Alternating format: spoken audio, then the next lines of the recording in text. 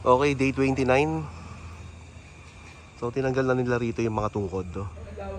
Kaya malawak na. Mamaya check natin yan. Okay, check muna natin sa loob.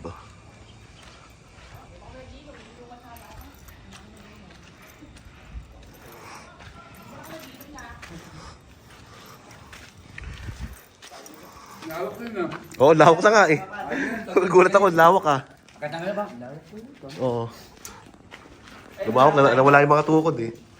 Lumawak na, makakita ng space niya.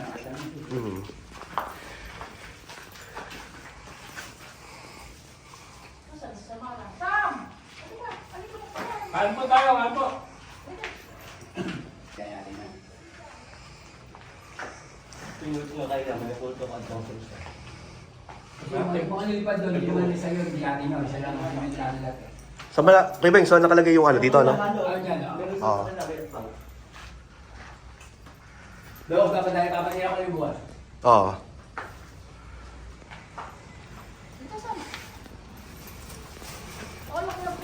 Kain po po. Sige, kumain na ka. Si Fluffy eh. Ipangalan ng aso dito pero wala pang aso. Ano pangalan daw po? Si Fluffy daw.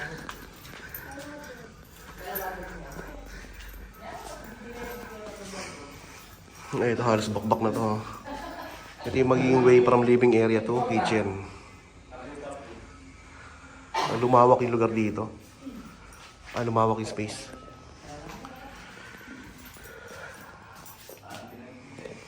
So lumawak din dito. Ito yung storage room.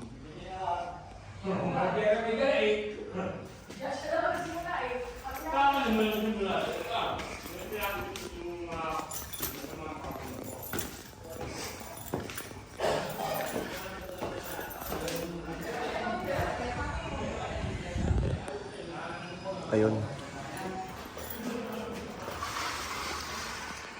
Okay.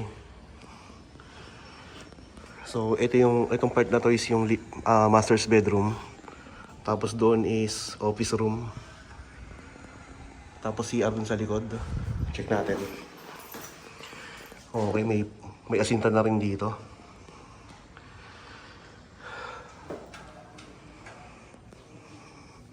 Ito yung CR. Hi, Sam.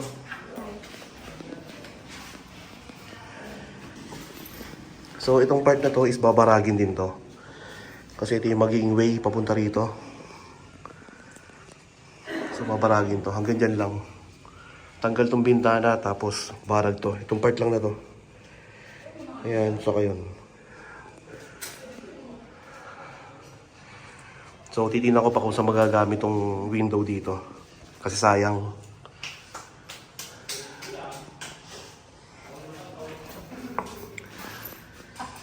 So, ito yung garahe, tapos kitchen sa dulo. Medyo lumawak siya. Lumawak tingnan kasi nawala yung mga tukod.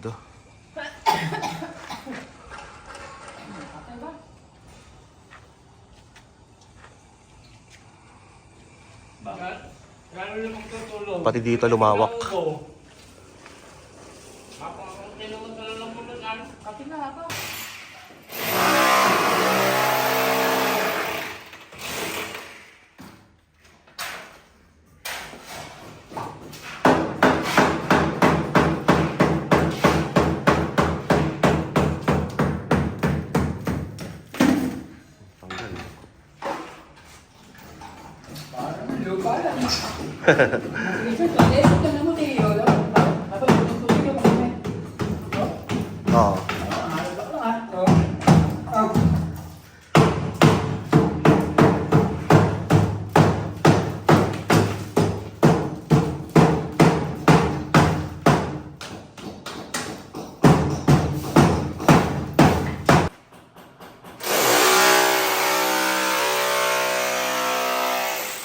Balag na kagad yung laboratory.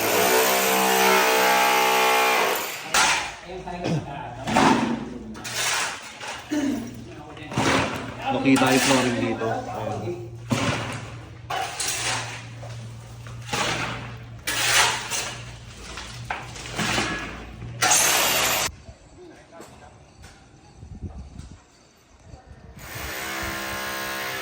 Hi.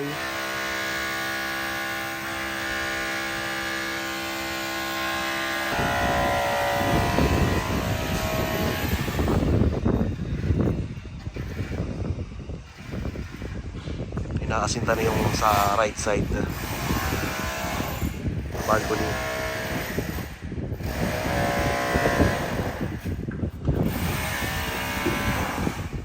So yung mga column sa taas, pagka napalitada na ata yung ano, sabi ni Foreman, saka uhusan.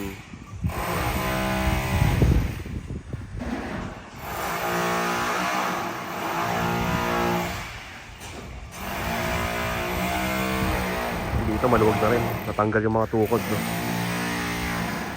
Grabe niluwag yun.